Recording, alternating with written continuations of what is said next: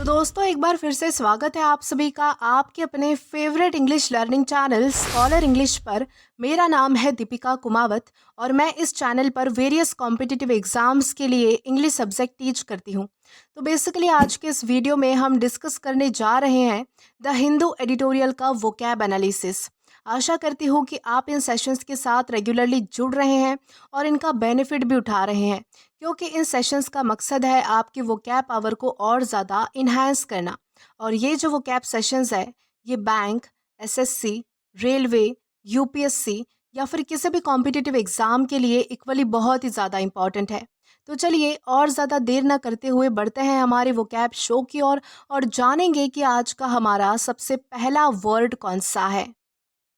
तो हमारा सबसे पहला वर्ड है क्वैश। दोस्तों क्वैश का मतलब होता है रद्द करना, अमान्य करना या फिर दबाना। यानी कि जब आप किसी चीज़ को कैंसिल करते हो, रद्द करते हो, अस्वीकार करते हो, यानी कि उसे एक्सेप्ट नहीं करते, उसे अमान्य करते हो या फिर दबाना। यानी कि दबाना इस सेंस में क्या, यानी कि किसी चीज़ को सप्रेस करने की कोशिश करना, उसे जो है वो दबाने की कोशिश करना, उसे बाहर ना आने देना। तो उसे हम क्या कहेंगे, क्वैश करना कहेंगे। यानी कि रद्द करना, अमान्य करना या फिर दबाना, इन तीनों ही कॉन्टेक्स्ट में आप जो है वो क्वैश का यूज़ कर सकते हो। और ये हमारे पास पार्ट्स ऑफ स्पीच में वर्ब है, यानी कि क्रिया है। सिनोनिम इसका होता है कैंसल या फिर नलिफाई, यानी कि रद्द करना, अमान्य करना। एंटोनिम इसका होता है अप्रूव या फिर कंफर्म, यानी कि किसी चीज़ को जो है वो बिल्कुल अप्रूव करना, यानी कि उसे जो है वो मान्य करना, स्वीकार करना। कंफर्म का मतलब होता है किसी चीज़ को जो है वो पक्का कर देना। ओके, तो उसे हम कहेंगे अप्रूव या फिर कंफर्म। ये हमारा होगा एंटोनिम। अब अगर बात करें इसके एग्जाम्पल की, तो एग्जाम्पल इसका है the court quash the case due to lack of evidence. यानी कि कोर्ट ने जो है वो केस को रद्द कर दिया, यानी कि कोर्ट ने क्या किया कि केस को डिसमिस कर दिया। क्यों? क्योंकि उनके पास जो है वो सबूत नहीं थे, यानी कि सबूत की कमी थी। तो इस कॉन्टेक्स्ट में हम जो है वो क्वैश इस वर्ड का अलग अलग सेंटेंसेस में यूज़ कर सकते हैं। देन इसी के साथ हम आगे जाएंगे हमारे नेक्स्ट वर्ड की ओर और जानेंगे कि इसके बाद हमारा अगला वर्ड कौन सा है। तो दोस्तों इसके बाद हमारा अगला वर्ड आता है रिटेंशन। दोस्तों रिटेंशन का मतलब होता है धारण करना, याद में बनाए रखना या फिर किसी चीज़ को रोक कर रखना। अब इसे समझिएगा अच्छे से कि इस इन सारी चीज़ों का जो है वो किस चीज़ से रिलेशन बताया गया है। यानी कि बेसिकली ये रिटेंशन जो है वो हमारे दिमाग से रिलेटेड वर्ड है। यानी कि जब भी हम कोई चीज़ अपने दिमाग में धारण करते हैं, अपने दिमाग में याद रखते हैं, यानी कि जो हमारी मेमोरी पावर होती है एक तरह से, उसे हम जो है वो रिटेंशन पावर भी कह सकते हैं। यानी कि याद रखने की पावर। और किसी चीज़ को रोक कर रखना, यानी कि हमारे दिमाग में रोक कर रखना किसी चीज़ को, यानी कि उसको जो है वो अपनी याद में बनाए रखना, उसे जो है वो अपनी मेमोरी पावर में बिल्कुल ग्रास्प करके रखना, उसे हम क्या कहेंगे, रिटेंशन कहेंगे। और ये हमारे पास पार्ट्स ऑफ स्पीच में वर्ब है, यानी कि क्रिया है। सिनोनिम इसका होता है प्रिजर्वेशन या फिर होल्डिंग, यानी कि किसी चीज़ को जो है वो बिल्कुल संभाल कर रखना, संजो कर रखना, बचा कर रखना, उसे तो हम कहते हैं प्रिजर्वेशन। होल्डिंग का मतलब होता है पकड़ कर रखना, किसी चीज़ को रोक कर रखना। एंटोनिम इसका होता है लॉस या फिर रिलीज, यानी कि किसी चीज़ को खो देना, किसी चीज़ को छोड़ देना, उसे हम कहेंगे लॉस या फिर रिलीज। अब अगर बात करें इसके एग्जाम्पल की, तो एग्जाम्पल इसका है his memory retention is excellent, यानी कि उसका जो दिमाग की जो स्मृति है वो बहुत ही ज़्यादा एक्सीलेंट है। जो उसकी जो याद रखने की पावर है, रिटेंशन पावर जो उसकी है, धारण करने की जो पावर उसकी है, किसी भी चीज़ को ग्रास्प करने की, किसी भी चीज़ को याद रखने की या फिर किसी भी चीज़ को अपने दिमाग में पकड़ कर रखने की, वो बहुत ही ज़्यादा एक्सीलेंट है, यानी कि बहुत ही ज़्यादा अच्छी है। तो इस कॉन्टेक्स्ट में हम जो है वो रिटेंशन इस वर्ड का अलग अलग सेंटेंसेस में यूज़ कर सकते हैं। देन इसी के साथ हम आगे जाएंगे हमारे नेक्स्ट वर्ड की ओर और जानेंगे कि इसके बाद हमारा अगला वर्ड कौन सा है। तो दोस्तों इसके बाद हमारा अगला वर्ड आता है एंडोमेंट। दोस्तों एंडोमेंट का मतलब होता है दान। दान यानी कि किसी को पैसा देना, निधि जिसे हम कहते हैं। ओके, डोनेशन जिसे हम कहते हैं, तो उसे क्या कहा जाएगा, एंडोमेंट कहा जाएगा, यानी कि दान, उसे कहा जाता है एंडोमेंट। और ये हमारे पास पार्ट्स ऑफ स्पीच में नाउन है। सिनोनिम इसका होता है डोनेशन या फिर ग्रांट, यानी कि किसी को जो है वो पैसे देना, यानी कि डोनेशन देना, यानी कि मदद के तौर पर जो है वो पैसे प्रोवाइड करना, दान देना, तो उसे हम कहेंगे डोनेशन या फिर ग्रांट। एंटोनिम इसका होता है लॉस या फिर डेप्ट। लॉस का तो मतलब आपको पता होगा कि कोई चीज़ जो है वो खो देना, और डेप्ट का मतलब होता है कर्जा। ओके, कर्ज लेना, तो उसे हम क्या कहेंगे, डेप्ट कहेंगे। अब अगर बात करें इसके एग्जाम्पल की, तो एग्जाम्पल इसका है the university receive a large endowment, यानी कि यूनिवर्सिटी को जो है वो बहुत ही बड़े पैमाने में, यानी कि लार्ज अमाउंट में जो है वो दान मिला, यानी कि एंडोमेंट मिला। तो इस कॉन्टेक्स्ट में हम जो है वो एंडोमेंट इस वर्ड का अलग अलग सेंटेंसेस में यूज़ कर सकते हैं। देन इसी के साथ हम आगे जाएंगे हमारे नेक्स्ट वर्ड की ओर और जानेंगे कि इसके बाद हमारा अगला वर्ड कौन सा है। तो दोस्तों इसके बाद हमारा अगला वर्ड है फ्लमक्स। दोस्तों फ्लमक्स का मतलब होता है हैरान, परेशान कर देना, उलझन में डालना, यानी कि कंफ्यूज करना, जिसे हम कह सकते हैं सिंपल भाषा में। तो फ्लमक्स का मतलब होता है किसी को हैरान कर देना, परेशान कर देना, उलझन में डाल देना, कंफ्यूज कर देना, बिल्कुल एक कॉम्प्लेक्स सी सिचुएशन क्रिएट हो जाना, तो उसे हम क्या कहेंगे, फ्लमक्स कहेंगे। और ये हमारे पास पार्ट्स ऑफ स्पीच में वर्ब है, यानी कि क्रिया है। सिनोनिम इसका होता है कंफ्यूज या फिर बैफल। कंफ्यूज या फिर बैफल का मतलब होता है उलझन में पड़ना, यानी कि कंफ्यूज हो जाना, यानी कि जब आपको समझ नहीं आता है कि एक्चुअली हो क्या रहा है, यानी कि जब आप कंफ्यूज हो जाते हो, तो उसे हम क्या कहेंगे, बैफल भी कह सकते हैं हम उसे। एंटोनिम इसका होता है क्लैरिफाई या फिर अंडरस्टैंड, यानी कि कोई चीज़ जो है वो बिल्कुल स्पष्ट होना, बिल्कुल समझने लायक होना, तो उसे हम कहेंगे क्लैरिफाई या फिर अंडरस्टैंड। एग्जाम्पल की बात करें तो एग्जाम्पल इसका है the magician's trick flummox the entire audience, यानी कि जो जादूगर की जो ट्रिक्स थी, यानी कि जो उसके नए नए पैतरे थे, उन्होंने जो है उसने क्या किया कि उसने जो है वो सब ऑडियंस को, यानी कि सारी ऑडियंस को बिल्कुल चौंका कर रख दिया, बिल्कुल कंफ्यूज करके रख दिया, यानी कि ऑडियंस बिल्कुल हैरान परेशान हो गई कि ये उसने किया कैसे। तो इस कॉन्टेक्स्ट में हम जो है वो फ्लमक्स इस वर्ड का अलग अलग सेंटेंसेस में यूज़ कर पाएंगे। देन इसी के साथ हम आगे जाएंगे हमारे नेक्स्ट वर्ड की ओर और जानेंगे कि इसके बाद हमारा अगला वर्ड कौन सा है। तो दोस्तों इसके बाद हमारा अगला वर्ड आता है अलेज। अलेज का मतलब होता है आरोप लगाना, किसी किसी को जो है वो दोषी ठहराना, यानी कि किसी को जो है वो किसी चीज़ के लिए दोषी ठहराना या फिर किसी के ऊपर आरोप लगाना किसी चीज़ का, तो उसे हम कहेंगे अलेज। और ये हमारे पास पार्ट्स ऑफ स्पीच में वर्ब है, यानी कि क्रिया है। सिनोनिम इसका होता है अक्यूज या फिर चार्ज, यानी कि किसी पर जो है वो आरोप लगाना, दोष लगाना। एंटोनिम इसका होता है डिनाई या फिर डिस्प्रूव, यानी कि किसी चीज़ को गलत साबित करना या फिर किसी चीज़ को अमान्य करना, स्वीकार करना, उसे कहा जाएगा डिनाई या फिर डिस्प्रूव। अब अगर बात करें इसके एग्जाम्पल की, तो एग्जाम्पल इसका है the police allege that he was involve in the robbery, यानी कि पुलिस ने जो है वो ये आरोप लगाया, उसे जो है वो दोषी ठहराया इस चीज़ के साथ कि वो जो है वो रॉबरी में, यानी कि चोरी में जो है वो इन्वॉल्व था, यानी कि उसका भी जो है वो चोरी में हाथ था। इस तरीके का जो आरोप है वो एक व्यक्ति पर लगाया गया।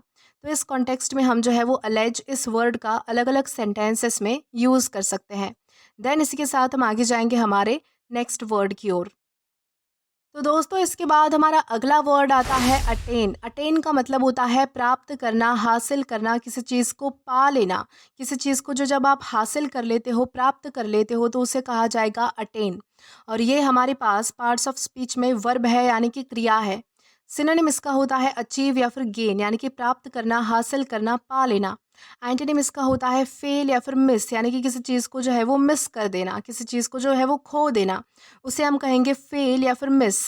अब अगर बात करें इसके एग्जाम्पल की, तो एग्जाम्पल इसका है he attain his goal after years of hard work, यानी कि सालों की कड़ी मेहनत के बाद फाइनली उसने जो है वो अपना मकसद, अपना मुकाम जो है वो पा लिया, हासिल कर लिया, प्राप्त कर लिया।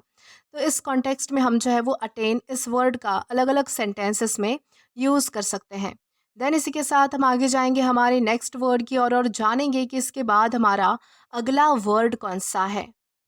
तो देन इसके बाद हमारा अगला वर्ड आता है अवेल। अवेल का मतलब होता है लाभ उठाना, फ़ायदा उठाना, किसी चीज़ का एडवांटेज लेना, तब हम उसे कहेंगे अवेल। और ये हमारे पास पार्ट्स ऑफ स्पीच में वर्ब है, यानी कि क्रिया है। सिनोनिम इसका होता है बेनिफिट या फिर यूज़, यानी कि किसी चीज़ का इस्तेमाल करना, किसी चीज़ का फ़ायदा उठाना। एंटोनिम इसका होता है इग्नोर या फिर वेस्ट, यानी कि किसी चीज़ को जो है वो ज़ाया जाने देना या फिर किसी चीज़ को नज़रअंदाज करना, तो उसे हम कहेंगे इग्नोर या फिर वेस्ट। अब अगर बात करें इसके एग्जाम्पल की, तो एग्जाम्पल इसका है you should avail the opportunity before it's gone, यानी कि तुम्हें जो है वो, यानी कि किसी को भी, किसी के भी लिए ये बात हो रही है कि हर एक इंसान को जो है वो अपॉर्चुनिटी को जो है वो उसका लाभ उठाना चाहिए, उसका फ़ायदा उठाना चाहिए इससे पहले कि वो हाथ से निकल जाए, यानी कि कोई भी अपॉर्चुनिटी जो है वो चली जाने से पहले उसका फ़ायदा उठा लेना चाहिए। तो इस कॉन्टेक्स्ट में हम जो है वो अवेल इस वर्ड का अलग अलग सेंटेंसेस में यूज़ कर सकते हैं। देन इसी के साथ हम आगे जाएंगे हमारे नेक्स्ट वर्ड की ओर और जानेंगे कि इसके बाद हमारा अगला वर्ड कौन सा है। तो दोस्तों इसके बाद हमारा अगला वर्ड आता है कन्फाइड। कन्फाइड का मतलब आता होता है विश्वास पूर्वक बताना या फिर राज बताना। यानी कि जब भी आप कोई चीज़ जो है वो हिडन मैनर में बताते हो, बहुत ही सीक्रेटली बताते हो किसी को, और बहुत ही विश्वास के साथ बताते हो, अपने राज बताते हो, अपने सीक्रेट्स बताते हो, बिल्कुल चुपके से कोई बात बताते हो, तो उसे हम क्या कहेंगे? कन्फाइड कहेंगे हम उसे। और ये हमारे पास पार्ट्स ऑफ स्पीच में वर्ब है, यानी कि क्रिया है। सिनोनिम इसका होता है रिवील या फिर डिस्क्लोज, यानी कि किसी को बताना। रिवील या फिर डिस्क्लोज का मतलब होता है उजागर करना कोई चीज़, किसी को बताना, किसी के सामने कोई चीज़ लाना, कोई बात लाना। एंटोनिम इसका होता है कंसील या फिर हाइड। कंसील या फिर हाइड का मतलब होता है छुपा कर रखना किसी चीज़ को। अब अगर बात करें इसके एग्जाम्पल की, तो एग्जाम्पल इसका है she confided her secrets to her best friend. यानी कि उसने जो है वो अपने सारे सीक्रेट्स, यानी कि जितनी भी उसकी जो यानी कि जितनी भी उसकी जो निजी बातें थी, वो सारी जो है वो उसने अपने फ्रेंड को बता दी। यानी कि उसने जो है वो अपने सारे राज अपने फ्रेंड को बता दिए। तो इस कॉन्टेक्स्ट में हम जो है वो कन्फाइड इस वर्ड का अलग अलग सेंटेंसेस में यूज़ कर सकते हैं। देन इसी के साथ हम आगे जाएंगे हमारे नेक्स्ट वर्ड की ओर और जानेंगे कि इसके बाद हमारा अगला वर्ड कौन-सा है? तो दोस्तों इसके बाद हमारा अगला वर्ड आता है प्रेडिलेक्शन। दोस्तों प्रेडिलेक्शन का मतलब होता है पसंद, लगाव या फिर झुकाव। यानी कि जब आपको कोई चीज़ बहुत ज़्यादा पसंद होती है, आप उस चीज़ से बहुत ज़्यादा लगाव रखते हो, यानी कि जब कोई चीज़ आपको बहुत ज़्यादा पसंद होती है, उस चीज़ की तरफ आपका बहुत ज़्यादा झुकाव होता है, यानी कि उस चीज़ की तरफ आपका बहुत ज़्यादा लगाव होता है, तो उसे हम कहेंगे प्रेडिलेक्शन। और ये हमारे पास पार्ट्स ऑफ स्पीच में नाउन है। सिनोनिम इसका होता है कि फॉन्डनेस या फिर लाइकिंग। फॉन्डनेस का मतलब होता है शौकीन होना किसी चीज़ का। लाइकिंग का मतलब होता है पसंद होना। एंटोनिम इसका होता है डिसलाइक या फिर हेट्रेड, यानी कि किसी चीज़ को नापसंद करना, नफरत करना किसी चीज़ से। अब अगर बात की जाए इसके एग्जाम्पल की, तो एग्जाम्पल इसका है his predilection for spicy food is well known. यानी कि उसे जो है वो तीखा खाना, यानी कि स्पाइसी फूड कितना ज़्यादा पसंद है, ये बात जो है वो बहुत ज़्यादा, यानी कि सबको पता है ये बात। ये जो है वो वेल नोन बात है, यानी कि सबको पता है ये बात कि उसे जो है वो बहुत ज़्यादा स्पाइसी खाना बहुत पसंद है, यानी कि उसका जो है वो स्पाइसी खाने से बहुत ज़्यादा लगाव है। तो इस कॉन्टेक्स्ट में हम जो है वो प्रेडिलेक्शन इस वर्ड का अलग अलग सेंटेंसेस में यूज़ कर सकते हैं। देन इसी के साथ हम आगे बढ़ेंगे आज के हमारे लास्ट वर्ड की ओर और जानेंगे कि आज का हमारा लास्ट वर्ड कौन सा है। तो दोस्तों आज का हमारा लास्ट वर्ड है बेरेफ्ट। दोस्तों बेरेफ्ट का मतलब होता है निराश होना, वंचित होना। यानी कि जब आपका कोई अपना या फिर आपकी कोई बहुत ही ज़्यादा कोई यानी कि जो क्लोज चीज़ होती है, जो आपको बहुत ज़्यादा पसंद होती है, जिससे आप बहुत ज़्यादा लगाव महसूस करते हो, कोई चीज़ हो सकती है, कोई व्यक्ति हो सकता है, कुछ भी हो सकता है। जब वो आपसे दूर हो जाती है, तब आपके अंदर जो है वो एक निराशा की भावना होती है, या फिर आप उस चीज़ से वंचित हो जाते हो, यानी कि आप उस चीज़ से अलग हो जाते हो, आपके पास वो चीज़ नहीं होती है, तो उसे हम क्या कहेंगे? बेरेफ्ट होना कहेंगे हम उसे। और ये हमारे पास पार्ट्स ऑफ स्पीच में एग्जेक्टिव है, यानी कि विशेषण है। सिनोनिम इसका होता है डिप्राइव या फिर लैक, यानी कि किसी चीज़ से वंचित होना या फिर किसी चीज़ से निराश हो जाना। एंटोनिम इसका होता है फुलफिल या फिर कंप्लीट, यानी कि किसी चीज़ को जो है वो जब आपके पास सारी चीज़ें होती है, यानी कि आप जो है वो पूरी तरह से कंटेंटेड होते हो, सेटिस्फाइड होते हो, यानी कि सैटिस्ड होते हो, तो उसे हम क्या कहेंगे? फुलफिल कहेंगे या फिर कंप्लीट कहेंगे। अब अगर बात करें इसके एग्जाम्पल की, तो एग्जाम्पल इसका है she felt bereft after the death of her mother. यानी कि वो जो है वो बहुत ही ज़्यादा दुखी महसूस कर रही थी, यानी कि बहुत ही ज़्यादा जो है वो एक तरीके से वंचित महसूस कर रही थी जब उसकी मदर की, यानी कि उसकी मम्मी की डेथ हो गई। तो इस कॉन्टेक्स्ट में हम जो है वो बेरेफ्ट इस वर्ड का अलग अलग सेंटेंसेस में यूज़ कर सकते हैं। तो दोस्तों आज के लिए बस इतना ही। आज की इस क्लास का पीडीएफ आप हमारे टेलीग्राम चैनल के थ्रू एक्सेस कर सकते हैं। और अगर आपने अभी तक हमारा टेलीग्राम चैनल जॉइन नहीं किया है, तो टेलीग्राम पर English with Deepika Kumawat search करके या फिर डिस्क्रिप्शन में दिए गए लिंक के थ्रू डायरेक्ट आप हमारा टेलीग्राम चैनल जॉइन कर सकते हैं, ताकि आप कभी भी किसी भी नए आने वाले वीडियो से रिलेटेड कोई भी अपडेट्स मिस ना करें।